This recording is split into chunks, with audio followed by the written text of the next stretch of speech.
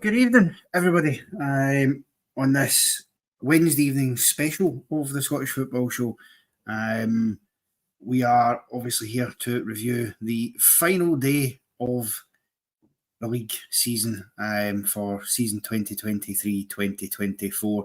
An action-packed season all the way throughout. Twists and turns aplenty, and plenty for us to get our teeth sunk into on the final day as well. And with me to dissect it all and go through the connotations for all the teams, it is Ian. Ian, how are we? I am all right. A little bit tired after the last half an hour or so. Been going through the mill somewhat here and there. But nah, all good. All good. Ready to get through this and finish the season off, or the league season at least off. As a Rangers fan, try to put it behind me, but let's crack on and do it.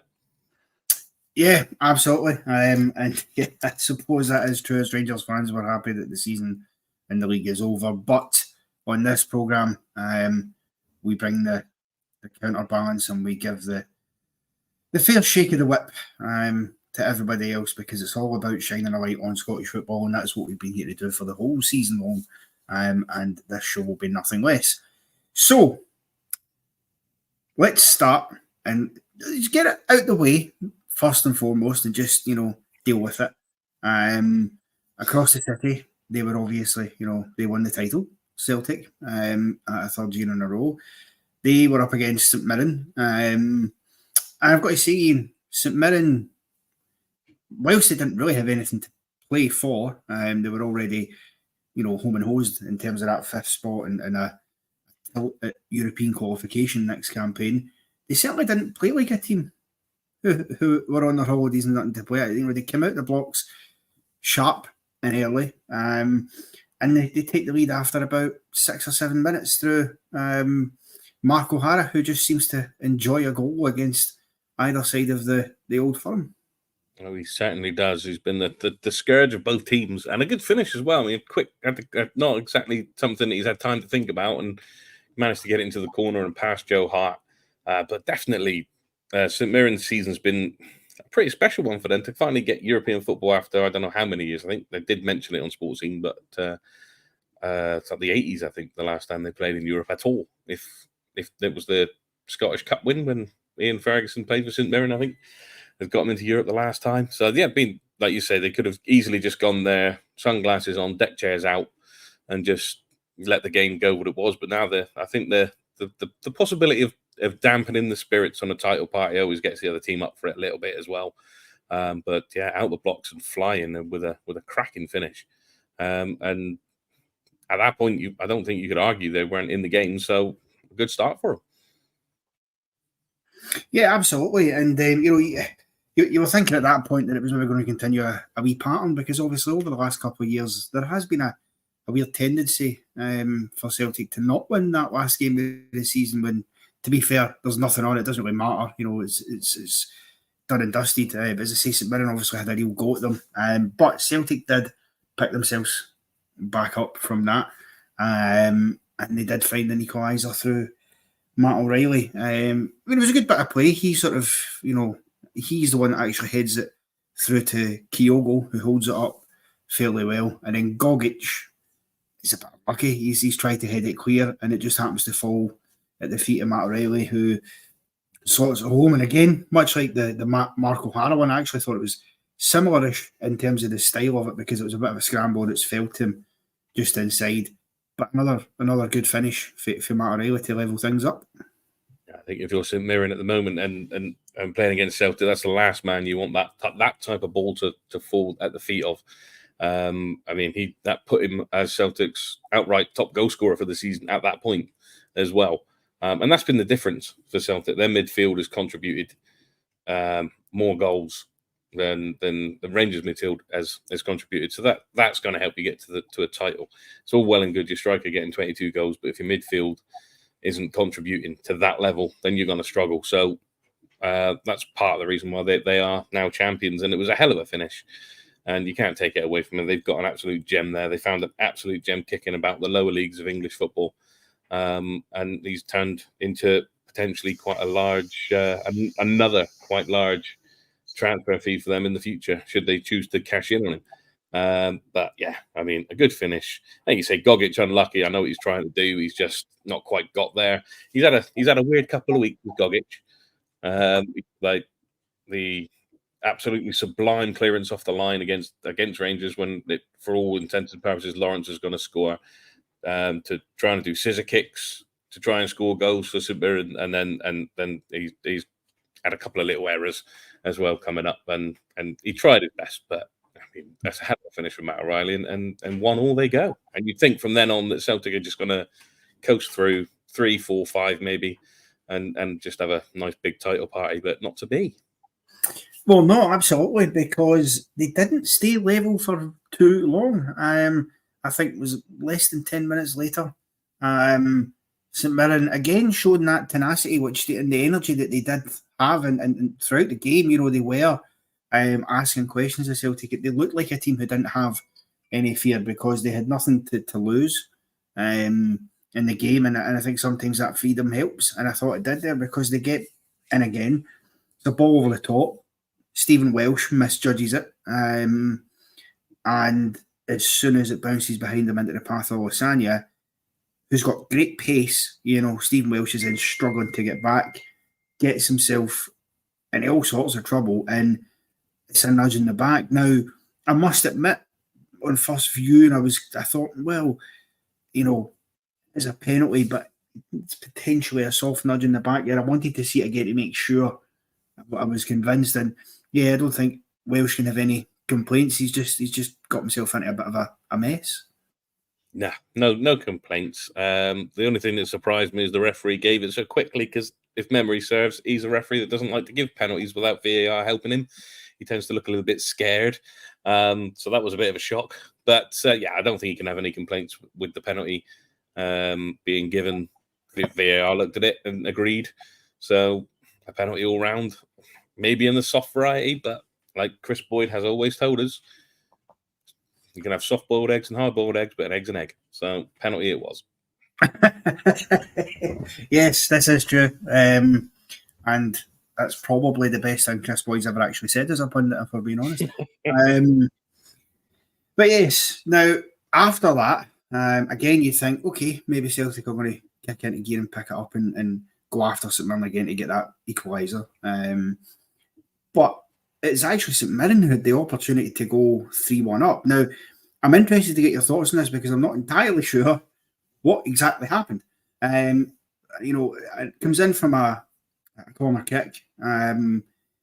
Marco, gets to the back post for Mark O'Hara, who, on a hat-trick, really could have, what a day that'd have been from, manages to hit the outside of the post. He's unlucky. But then, obviously, the referee blows the whistle, pulls it up for a free kick. I don't think it was offside because they didn't say that it was offside. So there's been a foul spotted somewhere in that mire. Obviously, it's ineffectual when it comes to O'Hara missing the chance, but it was just a bit of a bizarre situation to me because it was a great chance for St Mirren to go 3-1 up, and I just wonder if they scored, VR would probably have let that goal stand. Yeah, because I watched it on Saturday evening when the highlights were on, because obviously we were going to do this on Sunday, but we couldn't get us all together to do it, so that's why we're here now. And again, I've watched it again today just so that I get a kind of a feel for the games again, and I still can't see what they've given. So yeah, if that goes in, which it was unlucky, it hits the post. He could do a little bit better. It's a bit of an awkward chance, but he could have got his hat trick there. I think if that goes to VAR, I can't see how they can't turn around and say, I don't see anything. It's a goal. Give it. Yeah, it certainly would have created an interesting moment, and of course, had they gone 3-1 up, different dynamics to the game. However, as you say, they didn't. O'Hara probably should have done better with the header, all things considered. But Celtic do get themselves level before the half-time break. Incredibly, a fourth goal in this half. Tell me it's the final day of the season without actually saying it's the final day of the season. this game, really. And again, you've got to say it's good play down the wing for Hatate. Good run for him. And then he squares in a fantastic ball for Kyogo. It's well weighted. And, in my head, I go, it frustrates me because that's the runs that Kyogo's been making for the last 3 years, and defenders still can't stop him. They still don't read it. And he's still clever enough to get in there. And there's only one outcome when he's in that position. Very true. But the thing with strikers like Kyogo, and it's not just him, it goes back and back. You look at all the best strikers that have been in our league, the best strikers do what they do. And even though they're going to do it, there's nothing you can do to stop them. You look at Ali McCoy. Do you know what Ali McCoy is going to do 9 times out of 10? But could you stop him scoring a goal? No. Chris Boyd, Henrik Larsson, you know what these people were going to do, but they're going to get there anyway. They just have this knack of creating that space. And that is what Kyogo's good at. And if you give Kyogo a chance like that close, he's going to tuck it away. And it's that sort of, between him and Hatate, there's definitely that link there. They know what each other is going to do without having to look. And that's the sign of it. And it pains me to say it, but that is the sign of a good team. And if we could do stuff like that, it would be more of a challenge. But you can't knock them. They've got the move. They put the ball into an area where Kyogo's going to go, and he's there, and he tucks it away with aplomb, indeed. Yes, he certainly did. And at that point, 2-0 in the game, as we went into half-time. Came out in the second half, noticeably, Stephen Welsh went off for Celtic, I think with some sort of shoulder problem. I don't know if that was partially caused by the fall as he took down Olasanya in the first half, among other things. So, but obviously, Narovsky comes on and he plays a pivotal part later, actually, with a very good clearance. But St Mirren have, shall we say, a half-hearted appeal for a potential second penalty kick in the match. I mean, it's this argument, as you were saying there, about hard-boiled, soft-boiled, still an egg. When you look at the second incident involving Olasanya, again, similar to the first one, he gets himself into a really good area, wrangles himself through a couple of defenders to get in behind. Ralston is the one chasing him. His arms definitely sort of across Olasanya. Is there a slight tug for you? Was it enough for Olasanya to have gone down? And moreover, if the ref points to the spot, would it be a clear and obvious error? Now, I put this down when I saw it, and initially, I was never a penalty for me, never. But then I thought back to a certain incident in the Old Firm game recently with Matt O'Reilly, where it was very similar, where he took the extra step and then went down. And I think Olasanya, in for the best will in the world, has kicked the floor. So he's felt the arm around him. He's kicked the floor and then gone down. So I think if he'd given it, I don't think VAR are going to accept it. I think VAR would overturn it and then tell the ref that it's not a penalty. But then it's up to him, isn't it? Because we all know that the Matt O'Reilly one across the board the other week was said it wasn't a penalty, and the only person who thought it was the referee who gave it. So, but for me, not a penalty for me. Not a lucky escape. Just he kicks the ground, then he falls over. So. Yeah, no, for the avoidance of doubt, I do fully agree with that. For me, never a penalty kick, and I think it's exactly as you've described. But, I've got to provide the questions on the other side of it, because there might be a St Mirren fan watching this thinking, what about that other penalty? We could have had it 2-2. So there we go. We have covered it. Celtic do go on and eventually win the match, Ian. Very late on, something that, annoyingly for us, seems to be a habit with Celtic over the course of a long time. I think Martin O'Neill's sides were very good at it. Neil Lennon's first spell, his side used to do it all the time. Used to drive me mad, because every time you thought they were dropping points, in the 98th minute they pop up with a winner. Wasn't as late as that here, but in the 86th minute, Palmer gets in. This is where I'm going to be critical of St Mirren, where I'm defending Ian, for me. And to be fair, Stevie Robinson was disappointed as well. Again, listen, fair play to Anthony Ralston. I thought it was a fantastic cross into the box. He's managed to whip it across the face, and he does superbly well. But Lewis Palmer should never in a million years be unmarked at the back post I mean, seemingly nobody recognised that he was there, and it's a great finish for him. I'm sure he needs that for a confidence booster himself. But St Mirren will feel that, and well, they do, as Steve Robinson said, it's a missed opportunity to go and end your campaign with taking something for Parkhead. Yeah, I mean, it's criminal defending.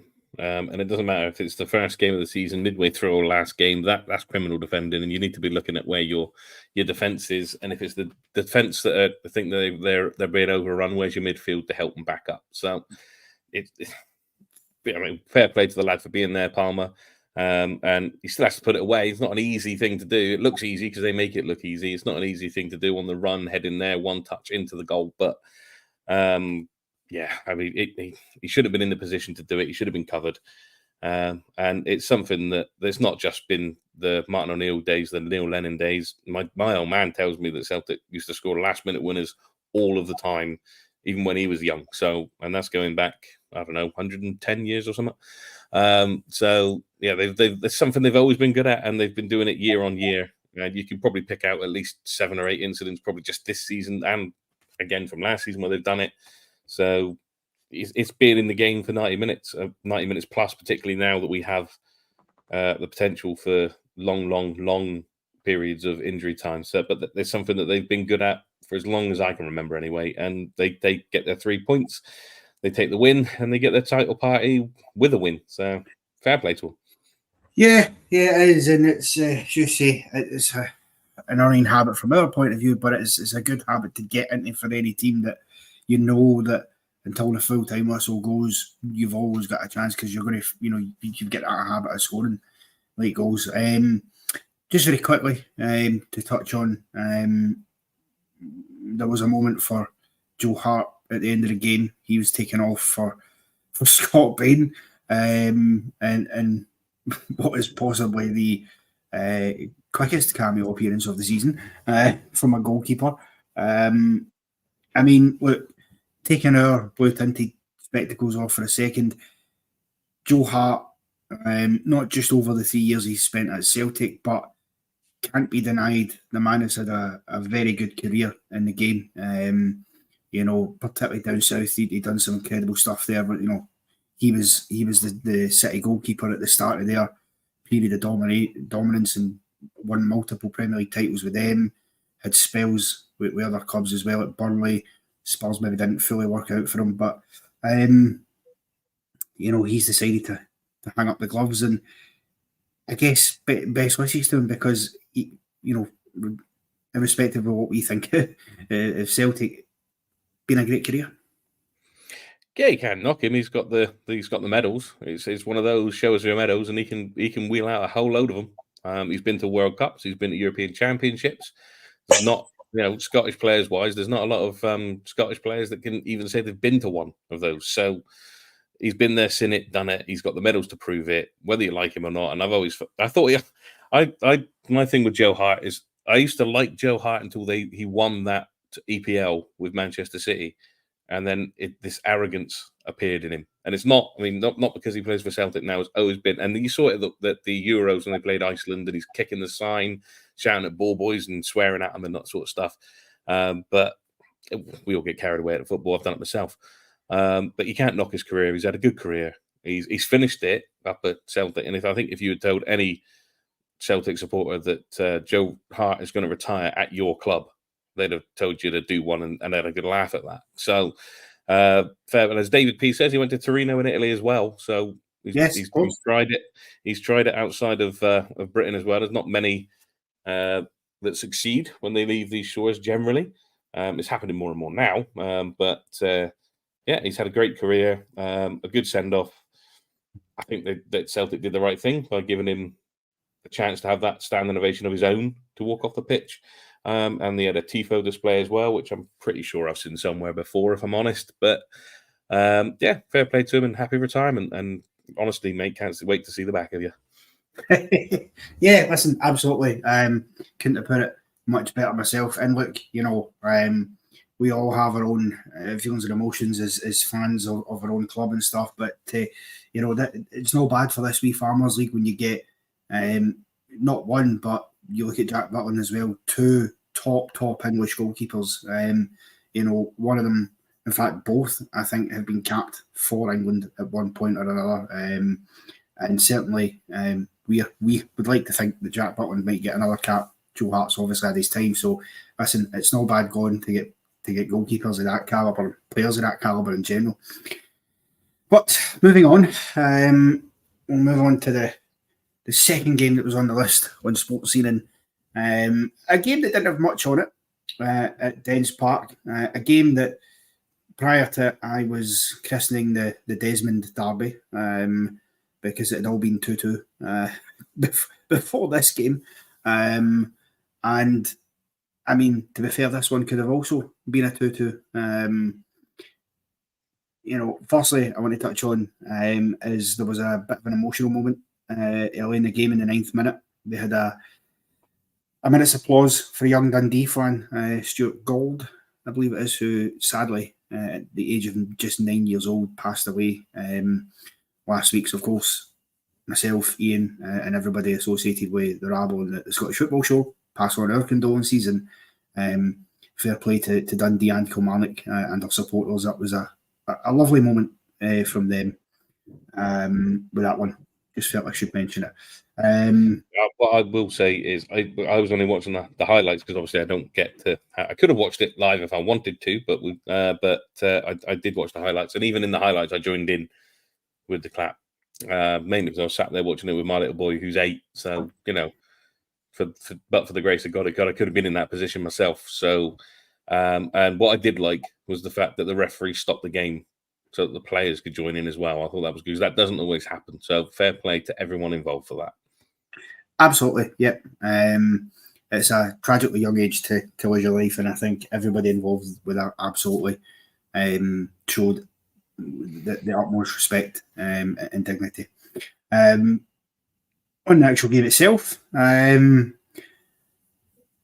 first thing to ask you, Ian, Dundee at 0-0 did have a penalty claim, which was the first. Oh, Connor's done a Connor. Connor's done his Connor. That's a painful looking expression he's got on his face to go. So we'll carry this alone. I think I know where he's going with this one. I think it was. What's the name of the player? Lost it. But yeah, Dundee with a penalty shout in the first half. While he's back. He's back. I'm assuming we're talking about the first half penalty incident. And I want to say I can never get because they've got two players that are very similar. And I was going to say Bakayoko, but I'm not sure if it was Bakayoko that was involved. It was, yes, it was Bakayoko. Good slide rule pass into him. He gets in behind. Now, I must say, the camera angles don't help much with this one because there's no close angle of it. They seem to be sort of further away angles. But when you see it, it looks like one of those ones that, as Bakayoko's gone in, Stuart Findlay's sort of cutting across the back of him. And it does look like, has he maybe caught him? Sometimes you get those little clips that are very hard to see, where he maybe just clips his ankle and he goes down. Tough one to call. I mean, penalty for you, Ian. Did you see enough in it? Never a penalty for me. So I'm back in the referees tonight, which is unlike me. But I didn't think it was a penalty. I think if there was a contact, it was the minimalist of contact and not enough to make him go down anyway. I know that they say you run at pace and the slightest touch will knock you off balance and put you on the floor. But to me, I don't think there was enough there to give a penalty. I think from the point of view of a fan, if it was given against me, I'd be absolutely raging. So, no, for me, not a penalty, correct decision. Yeah, I mean, I think, on the basis of what they could work with, what they could see, which is perhaps a discussion for another day in terms of improving the technology, I don't see how they could have given it. I think if the ref gives it or the linesman gives it, I think VR would have upheld it because I don't think they would have seen enough to say he wasn't clipped. Equally, there wasn't enough to say that he was, and I think, it's the right decision on that basis. Although as you mentioned there, if there is a slight clip at that pace, that is enough to throw you off balance and go down. So, yeah, 50-51. However, Kilmarnock, after that scare, shall we say, they do take the lead. And I must say, I'm surprised to see this man's name in the starting lineup for Kilmarnock, because since he joined, he's not had many starts, not had many games. Gary Mackay-Steven, I know he's also had some injury issues, but he's the man to put them in the lead. Fraser Murray, some good footwork to get into the box. It's a shot away, it's deflected, comes back to Gary Mackay-Steven, and he tucks it home. Yeah, I mean, I didn't pay much attention to the team sheets on the highlights when I was watching it. So I thought it was going to be like Watkins or then they'd been mentioning Murray a fair bit while they were going through, and to hear Gary Mackay-Stevens, I was like, oh, I forgot he was still there. I've seen him a couple of times on the bench, but never really seen him.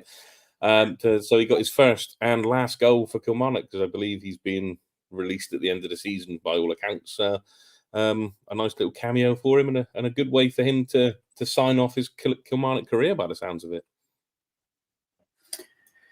Yeah, well, we'll see where that one rumbles on. There has been, as you say, a lot of talk about it, and it does sound like it could be the end for him there.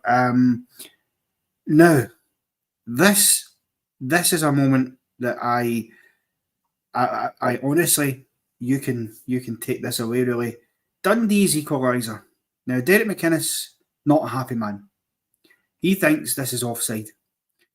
Now, you'd think, in a normal country where you have the technology we have to hand, you would be able to conclusively tell if someone's offside or not. That is the main thing. When VR was brought in, we were told that's the matter of fact. That's the thing that, let's be honest, Ian, we should be getting right 100% of the time. You know, if someone's offside, we should be able to tell that. However, we're blighted in Scotland by not enough camera angles, and camera angles in certain stadiums that just aren't good enough to be able to definitively say. Because initially, and this is where I'm going to come to you at this point, it's not given as a goal on the park at the time. It's immediately checked, because I think the linesman puts his flag up, I'm pretty sure, or the referee pulls it back, whatever the case may be. But there seems to be confusion around that. But when you look at the angle, first of all, it's blocked off by a pole that's one of the pillars that hosts, because of course that's where you would put it, wouldn't it? Right behind the pillar that's holding the stand up. And second of all, it's so far away and at that corner angle, like for Parks, putting that line straight across is hard. So I guess the question is it offside and should it stand? And if, as I think it was, although I can't be 100% sure, if the on-field decision was initially no goal, then should that have been the decision that they stuck with? A loaded question for you there. A loaded question, but no, typical Scottish football. If you wanted to put Scottish football in a nutshell, yeah, we got VAR, but we've got a pole in the way, so you can't see it. But I mean, they even made mention of it in the commentary, that the pole is there and you cannot see when that pass was actually made. So the on-field decision is offside. If you, again, VAR is there to clear it up. If you can't clear it up, if you can't put, actually, you've 100% got that wrong, we know when that ball was played, which it's impossible to tell when that ball was played. They can't really then turn around and say, you've got that wrong, and it's a goal. So I think they should have probably, at that point, because they couldn't definitively tell, probably stuck with the on-field decision, because that's what you've got to do. That's VAR, and if VAR can't tell, then they stick with the on-field decision. They're that's kind of re-refereeing the game, and I think that's been the massive failing of VAR in Scotland this year, is that it's not used as a tool to assist. It's used as a tool to re-referee, in my opinion, and that's only my opinion. So I think Dundee got lucky with that one, and I think the on-field decision should have stood. Yes, I totally agree. And it comes back to that point, as you're saying, Ian, it's about not re-refereeing the game. You know, we spoke about it with the penalty kick incident at the start of this game, where we both said that if there's no conclusive proof, you can't give it. And because the on-field decision, I quite nicely, as we touched on, was that it was no penalty, then VR couldn't have any proof to say that it should be. And with that one there, they can't have possibly had any proof to say that it was either on or offside, so therefore you start your on-field decision. So, yeah, the debate obviously around VAR will rage on, and we will have many more conversations about it, I'm sure, but that for me was a poor example of it, especially at a time where down south they're having a vote on whether or not to keep it. I suspect they probably will, and they'll just make improvements, but that's where we need to get better. Kilmarnock had a number of big opportunities after the equaliser, particularly in the second half. They could have gone on and won this game by a couple, actually, if they'd taken them. Barley Watkins, they wish. Kilmarnock wish. It was Ollie Watkins. Don't get your hopes up, Kilmarnock fans. He's not gone anywhere near Shire. Marley Watkins, I mean, they do sound similar in my defence. Heads onto the bar. It's a good cross in. Bit unlucky to see it come off the bar. And then after that, Fraser Murray, and what a strike he hits, by the way, for this free kick, because that's not he's not exactly, 15, 20 yards out here. You're talking probably a good 30 yarder. And he's rattled one off the bar, and then the header for the follow-up, somehow, to give credit, is cleared by the Dundee defender, who somehow manages to extend his neck up to stop what looked a certain goal. So, rude, some missed opportunities there for Kilmarnock, Ian. Yeah, but it was ruined the missed opportunities. But of all the games in Scotland today, if you were going to put the mortgage on a draw, this is the one. I mean, hitting the bar and then having how I'm still kind of scratching my head on how he managed to clear it. But there was a lot of missed chances from Killy in this game. I mean, they had more than one opportunity to win this game, and it could have easily been out of sight. But they weren't. And it was one of those end of season games. It was fantastic to watch. I mean, the highlight. I mean, I don't know what the whole game was like, but the highlights were fantastic to watch because there just seemed to be so much going on. Again, like the end of the season, tell me it's the end of the season and the last game without actually telling me it is. Yeah, absolutely. And all those who had put their mortgage on would have been absolutely sweating it right at the death of this game, because Robbie Dees decides he's going to go in with a reckless-looking challenge in Boateng, gets maybe slightly lucky, gets a booking that about right for you with the first incident, that it was just a booking, or could that itself have been a straight red? Well, we've seen incidents of it being a straight red. Pre-VAR and post-VAR, we've seen incidents like that being a red. The first one that struck my mind was, I don't see much difference, and this was going back a couple of years, to be fair, so I don't see much difference between that and the Ryan Jack one at Aberdeen. And Jacko got sent off that day. But that's blue-tinted specs of a different colour blue, considering Dundee were playing. But yeah, I think Kenny Miller did put it in bit when he was trying to defend Lundstrom. Not every single tackle you make like that is a red card. Lundstrom's was. I'm not defending that. But for me, I think overall the correct decision was made by giving him the booking. He could have easily have gone, but I think the correct decision was made for a red card. Yeah, absolutely. And that yellow card would come back to bite him later on. But just before that, Ian, we're both goalkeepers. And we know that sometimes goalkeepers, it can be a lonely job, but it can also be a bit of a mental breed, and do some things. And I've quite simply just written here, what's the keeper doing? Because, my goodness me, he seemed to sort of misjudge it, and then in an attempt to keep clearing it, he just seemed to get further and further and further up the field, to the point where he was at the halfway line by the time he clears it out, eventually, for a Kilmarnock throw, McCracken. And, I mean, fair play, I suppose. I don't know if you'd call it techers, but he gets a little bit of luck, because if he loses the ball there, we've seen it in the Chelsea game when Caicedo pinged one, and it can happen to you. Yeah, I just remember it happening, and he's gone, oh, he's messed this up. And that's not the language I used at the time, but he's messed that up before the watershed. And then, oh, no, he's recovered. Oh, he's messed it up again. No, he's recovered. Oh, he's messed it up again. And then he manages to clear it. And probably my little boy, who was watching the highlights with me again, probably with the best dad joke of the day, went, that was just McCracken. And that was him. That was Very him, not good. me. I didn't give him that one. He did that himself. But yeah, again, it's just one of those end of the season things, and so typically Scottish football. It was just fantastic. Yeah, everything everything gets thrown in the mix in these end of season games, and I mean, yeah, goalkeepers at the halfway line. We'll love to see it only occasionally, Yes.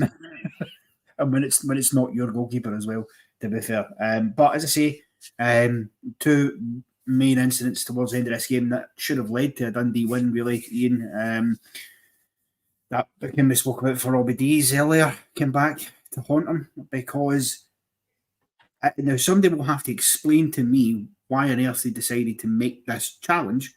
Costello, okay, gets the better of him and is going down the wing where he can maybe get across in the box, but on a booking, Dees just slides in and with that big stretching leg, he just wipes Costello out. And quite funnily enough, the referee booked the wrong player at first. He booked Finlay for some unknown reason, and then was eventually told either by his linesman or by somebody in his ear, no, it was actually Dees who's already on a booking, so you better, because you can imagine the stories if a player on a booking makes a tackle, the wrong player gets booked for it, and he stays on the park. So yeah, he got there in the end, but yeah, just craziness for Robbie Dees in the final game there. Yeah, and he's defending himself, trying to say he got the ball. I mean, if he gets the ball, it doesn't go in the direction it went. As simple as that. It goes a completely different direction.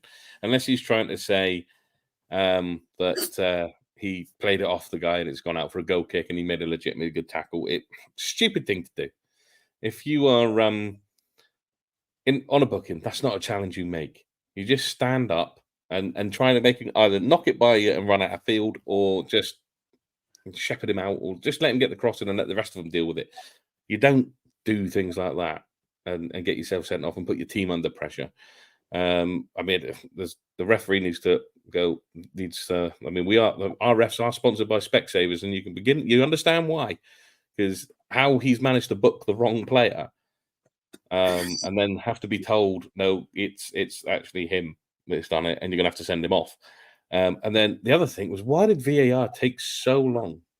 No, that was the pen. Yeah, that was a different game. Sorry. Why? That's different. I'm thinking of a different game. 2 games in my head at the same time. So yeah, why did it take so long to make the decision to find the right man? But why are you even making that challenge and putting yourself under pressure? Absolutely bonkers. And as you say, it was like one of those Specsavers adverts where the farmer shears the sheepdog instead of the sheep. It was bizarre. I don't even think Finlay was anywhere near it. Like, it was literally only so I don't know how he's concocted that one. But anyway, we'll just about round that game up here. But Dundee do get a penalty. Virtually the last throw-ins of the game, and when you thought this game, between Tony Docherty and Derek McInnes, was finally we're going to get a winner between these two.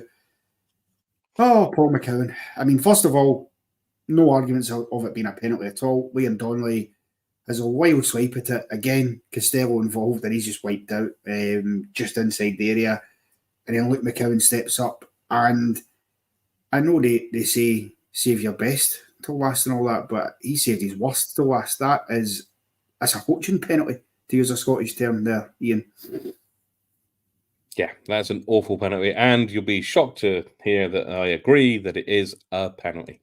Yeah, there's no getting away from that. But that's what Dees has done, because if he doesn't get sent off, he's there to defend it and not Donnelly. For me, Dees, although he's not on the pitch, he's caused that incident by not being on the pitch. Because if he was there, I don't think you have such a rash lunge for the ball, and either you let them control it and take it off him, or you get to it first as a defender. But yeah, I mean, he doesn't come in for a lot of stick, McCowan, because he's been one of Dundee's better performers this season. He's caught the eye on quite a few occasions.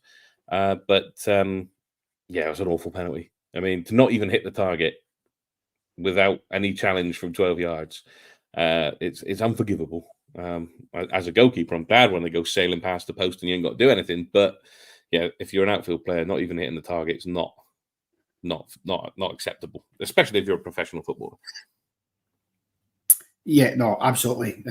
You should be scoring in those moments. Thankfully, it wasn't a game that mattered much, so it didn't cost Dundee anything. Although there is that rather strange look where, albeit they finished sixth because of the split, but actually in terms of points, they finished ninth. Bit of a bizarre. The quirks of Scottish football. I think we talked about that last week, and yes. they're in the place that we all actually expected them points wise to finish the season. I don't think many people had them actually going down or in the playoff place, but I think ninth was. They looked like a ninth place team. They've defended like a ninth place team at times, and the points total doesn't lie. It's just a split. It's just a stupid thing we need to get rid of. Yes, absolutely. And just before we do continue, I'm seeing some comments flying in here to the chat because there is a Celtic crest on our background. If you're not a regular around here, it's a Scottish football show. We talk about all the other teams. That is what it is. And in fact, if you give me a second, Ian, I'm just going to quickly pop us out so they can see the full image. There we are. As you can see, there is a Rangers flag. It's just badge. It's just behind me. We have all the club badges here because that's what we're talking about on this particular show.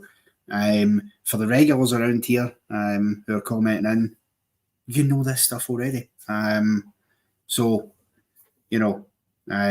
I appreciate it's not for everybody. And if you don't want to continue watching, that's fine. See you later. If you do, thank you very much. Right, now that we've covered that particular piece of admin, and it's only fitting, Ian, that it would be the last Scottish football show of the season that we'd have to obviously address that. Now, I'm going to have to do this a bit differently because the final two games to be discussed, two of the final games to be discussed, we're going to kind of lump into one because these were the games that really had stuff riding on them. Going into the last game of the season, Ian, we didn't know who Wraith Rovers were going to play in the playoff final. We knew it would be St Johnstone or indeed Ross County. Now, firstly, going into this, right? Thanks very much, Robert. Yes, we might need to start doing that at the start of next season. We'll just put up a wee just trigger announcement before the show. May contain scenes of a Scottish footballing nature. But going into it, you looked at it on paper and you thought, okay, St Johnstone away at Motherwell, Ross County at home against Aberdeen. You kind of fancied Ross County would dig it out, Ian. And it looked at the start of that game like they would because they did get in front through Simon Murray. They did. The one thing with Aberdeen since the split is that they have, up until that game, hadn't lost a post-split fixture this season. So it was a tough ask for Ross County, even at home, even though they have dug out some great results to try and keep themselves out of this playoff place, most notably against Rangers. There you go. Got the mention in for you. But they got off to a great start. Simon Murray. And I believe that it's all the hard work goes down to Conor Randall on this one. He done some great work down his side of the pitch and managed to get that ball in, but take nothing away from Simon Murray. His finish was brilliant. If that's anyone else in the league, higher up the league, the Hearts player, a Rangers player, a Celtic player, you're talking about that goal for weeks. To flick it up and then come around and volley it. And if you look closely behind the goal, the copper in that corner was terrified it was coming straight for him because he tries to move out the way of it as well. So it was a superb finish. And it's just me to find little things like that because I like the little quirky bits. But it was a superb finish and a great goal all round from start to finish. Yeah, it was absolutely. And Wolf, regular viewer on around these parts, our resident Jambo. Great point there. Simon Murray is a decent striker, and I think it's been almost in spite of his efforts that County find themselves in the position that they are once again this season. I mean, the crest is there, Wolf. we can certainly look to get you a more prominent position on the screen next season, I'm sure. But yes, but just when County thought everything was starting to go their way, they're looking, thinking we're going to be safe, and they must have been disappointed when the news came through from Fir Park that St Johnstone had put themselves in front. Rather surprisingly, because I must say, and we are going to have to jump back and forward because these incidents are all interwoven with each other.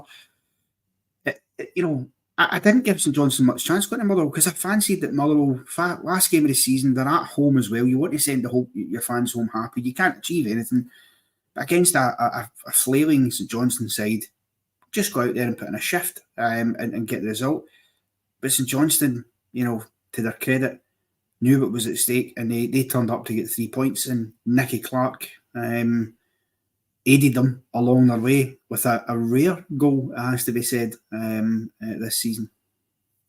It is a rare goal for him, but he's been out injured for quite a while as well. But that's a typical Nicky Clark goal. Put it in that area, in that corridor of uncertainty, as it's like to be called, and 9 times out of 10 he's going to put that ball in the back of the net.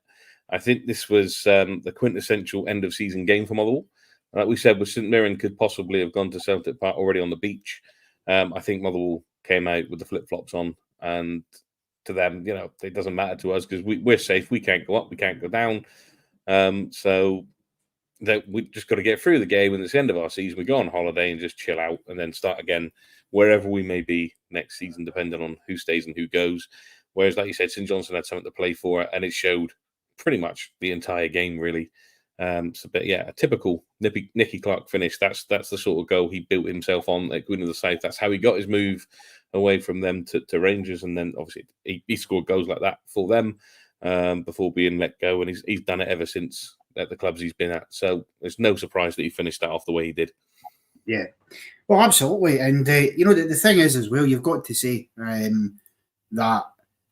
And across this a season, of course, on your teams like County and St Johnstone, you need a bit of luck to go your way. You need the rub of the green as well at times, and as well as putting in performances to rescue yourself. And that's what St Johnstone's a real rescue job. But they go in front and they're thinking, okay, we're doing our bit.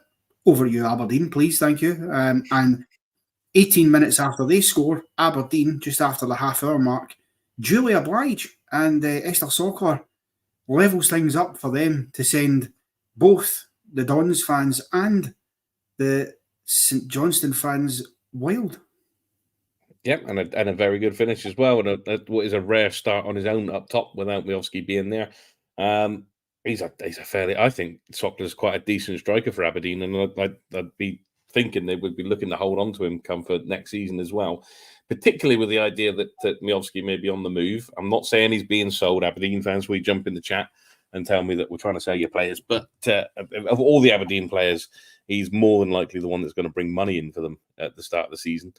So I think having someone like Sockler there to carry on next season wouldn't be a bad thing for them. And Aberdeen there trying to spoil the Ross County party, which had got off to a wonderful way. But again, you can't give players like him that sort of space and time, and he puts it away. 1-1. Yep, 1-1. And at that stage, 1-0 in Dingwall, 1-0 at Fir Park to St Johnstone. St Johnstone, as it stood, we're going to be staying up. Ross County, we're going to be in the playoffs.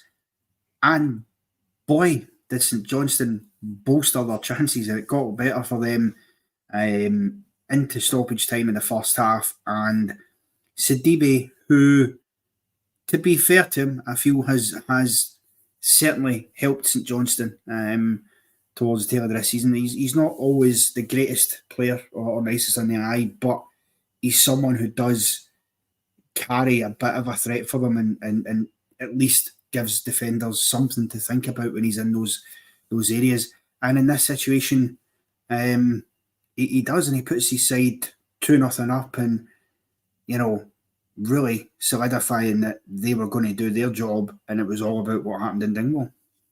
Yeah, this is again St Johnstone showing up and having the grit and the determination to do what they needed to do to survive. Now, you know what I'm like when it comes to players and getting them mixed up and giving them wrong names, and that includes our own.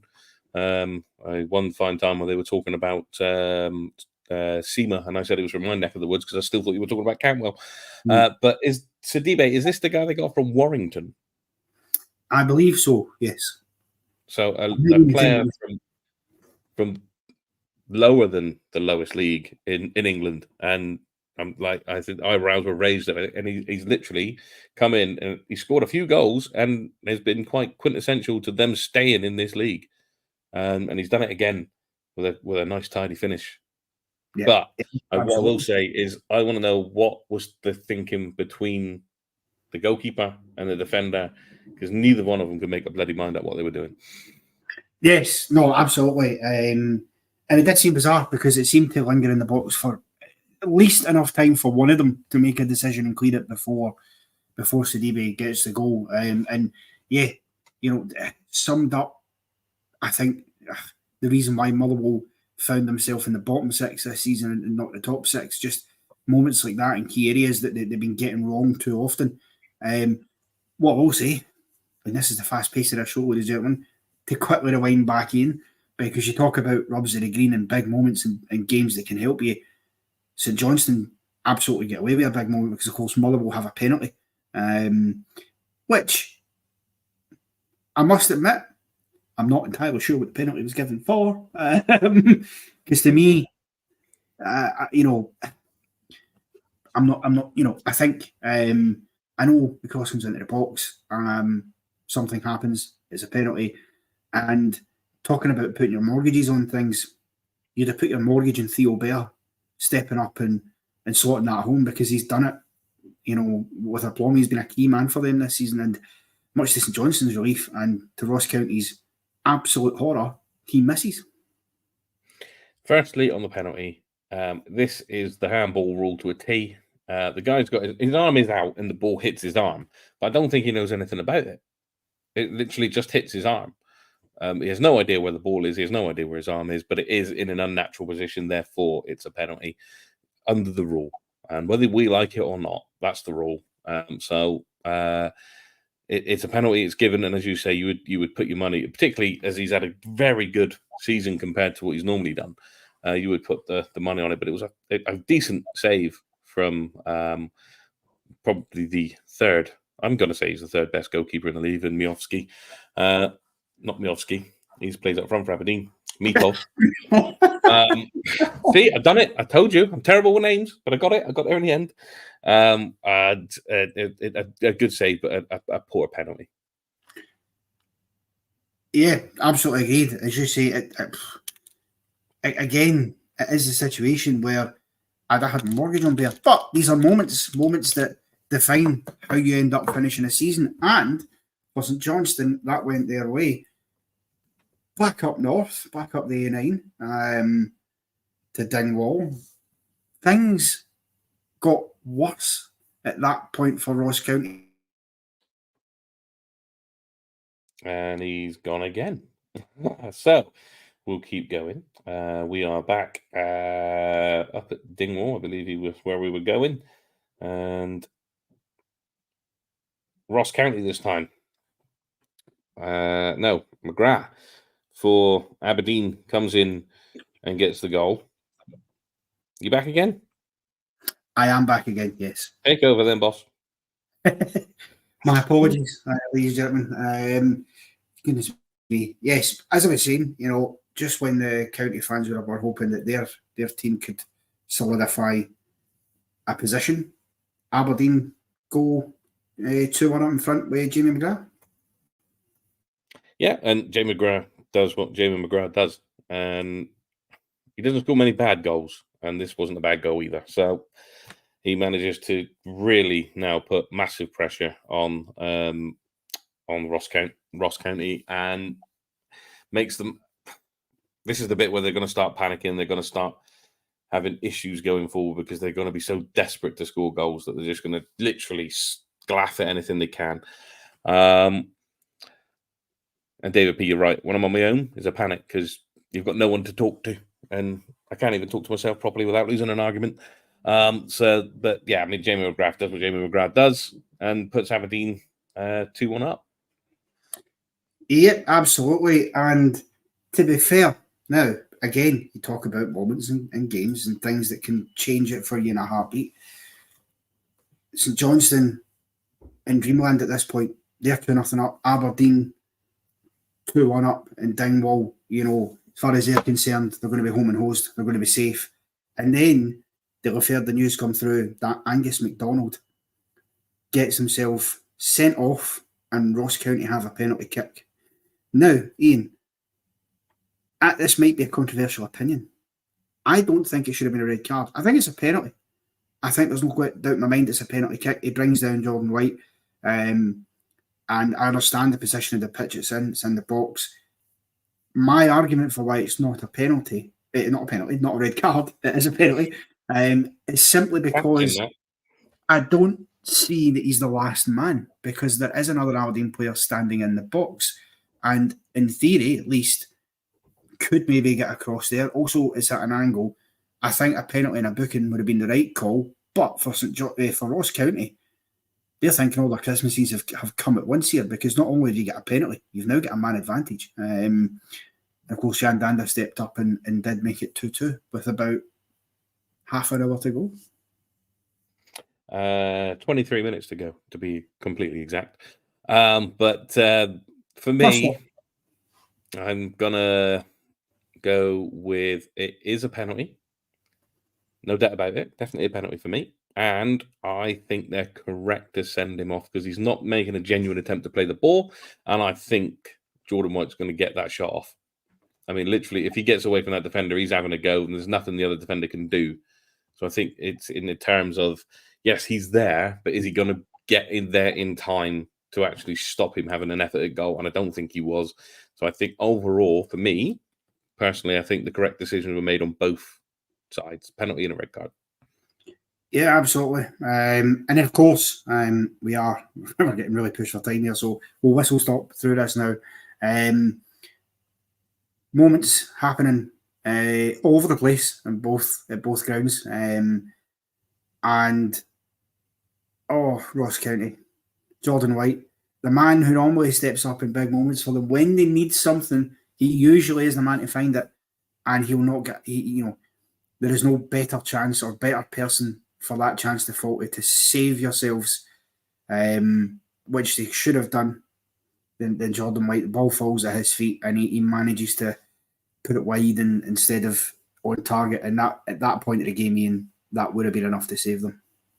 It would have high, wide and handsome, I think, is how the saying goes. And of all the people in the box you want that to land to, him, out of the three they've got up there with him, Murray and Brophy, him and Murray, the two you'd want it to land to, it gets to him. And on this occasion, for him to miss it from there is a bit of a shock more than anything. But he is leaning back slightly and he has got the defender to deal with. So there is circumstances that make understand it. And they did hit the post just before that as well. So they were desperately trying their best to get that goal that would have saved them, but it just wasn't forthcoming. No, absolutely. Motherwell did get a consolation at the end of the game to make it maybe slightly nervy for St Johnstone, although not that nervy, because it was the 94th minute, and then I think there was maybe about 2 minutes of play after that, if that. So, job done for them. But overall, Ian, you see those scenes at the end at Fir Park. They're standing around waiting for the final whistle to go at Dingwall, almost as if it was some sort of a weird title thing that they were waiting for. Obviously, for those clubs that does mean a lot to stay up, and they did. But can looking at both sides of the coin, is it the fair outcome in the end for it to be County in the playoffs again against Wraith Rovers, or St Johnstone sort of got away with one? I mean, bear in mind, even midweek, County were seconds away from being safe until St Johnstone got an equaliser. So is it maybe that they've just had the better mentality in these last two games, St Johnstone, that they've not given up on it? I think St Johnstone had just emptied the tank and left everything on the pitch, and what happens.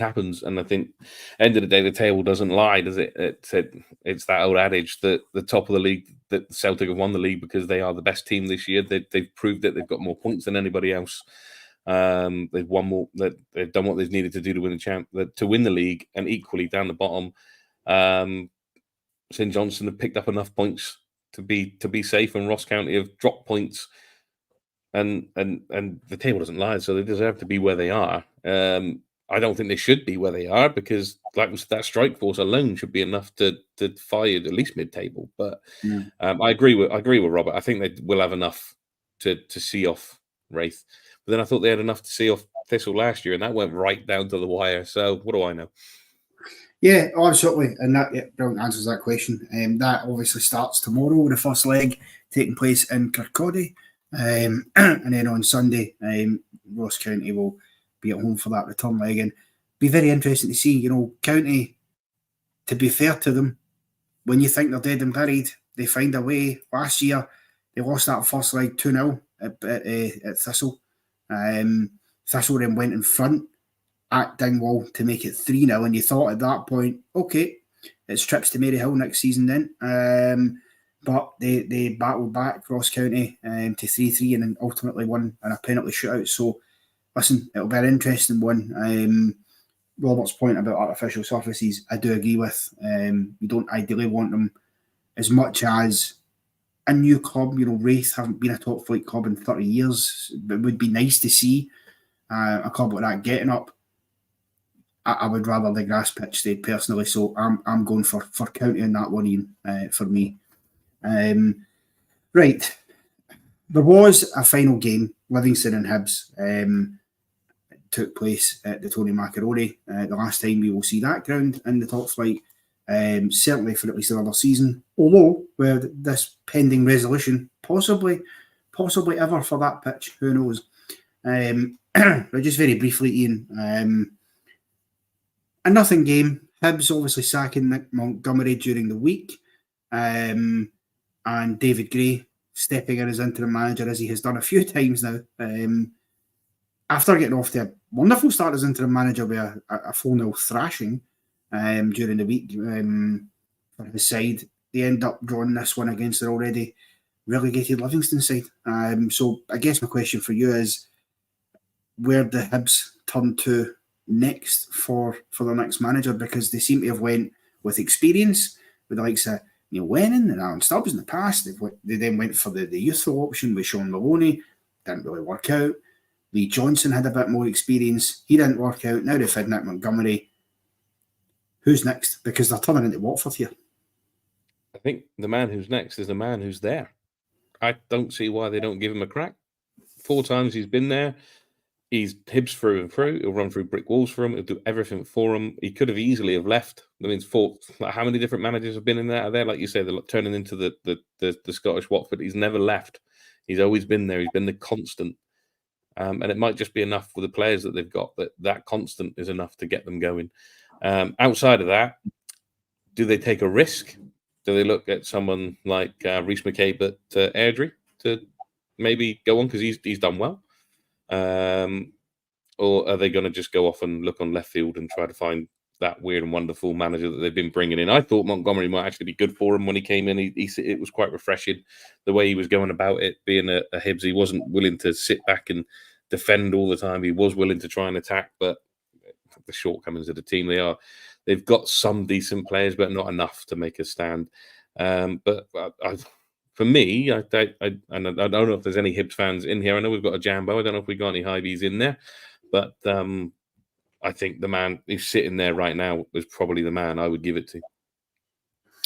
Yeah, absolutely. Just briefly then, what about the man in the other dugout, David Martindale? Where do you see his future? Could he be a candidate even for the Hibernian job? Or do you think he will stay at Livingston and try and get them back up next season, which will not be an easy task? It won't be an easy task because the Championship is a very, very competitive league. You just look at the teams that have been in it and the teams that have struggled in it, and another team that have lost out being in it in Inverness County Thistle. And if a team like that, who were quite an established SPFL team at one point, are struggling, then Livingston have got their work cut out. And if Martindale does go, which I hope he doesn't actually, because I quite like Martindale, and it's all down to new owners coming in and the new money men and what they want to do. But If he goes, then who's going to clean the kit? Who's going to clean the dressing room? Who's going to make the tea? Who's going to do the gate when the fans want to get in and that sort of stuff? Because he is a one-man club. He literally runs everything. And even if he does end up going, who the hell is going to go to Livingston? Well, yeah, absolutely. It'll be an interesting one to see, and certainly listen, if Ross County stay up, then next season's championship will be very intriguing, because it'll be the first one in a while that there's not been like an absolute outstanding favourite down there that you think, yeah, they'll come back up. Obviously, if County go down, they will be the favourites, you'd imagine. But, you know, it's anybody's game next season to play for. And who knows what will happen with that. We have, unfortunately, run out of time. We were going to touch on Scotland's squad announcement, but we'll save that for another day, Ian.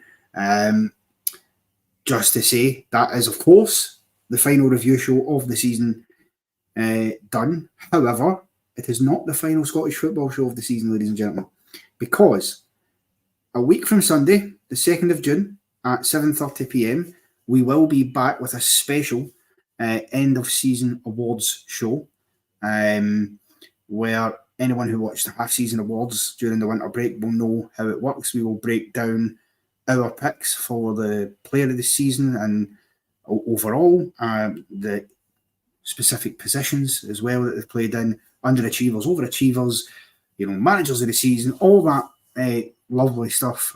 We will delve into all of that because, let's be honest, the PFA awards are nothing. These are the real awards. These are the awards that all the players are watching with bated breath to find out. They all tune in. They'll all be here. Yeah, absolutely. We'll have some video link acceptance speeches and everything. Just you wait for it. We will also, on that show, because it'll be our first one after it, we will make brief mention of the outcome of the playoffs, obviously, because by that point we will know who will be joining us in the top flight or staying in the top flight next season. And of course, the international breaks coming up with the Euros and things like that. But until then, all it remains for me to do is to say like and subscribe. If you've enjoyed it, you can become a member for less than a cup of coffee a month. The Rabble will be back tomorrow night with a members exclusive show, so there's still time to sign up as a member and catch that show. And then we'll be back, of course, at weekend to cover the Scottish Cup final. Ian, my thanks to you for holding the fort with me this evening. Pleasure as always. And we will see you all on the next one.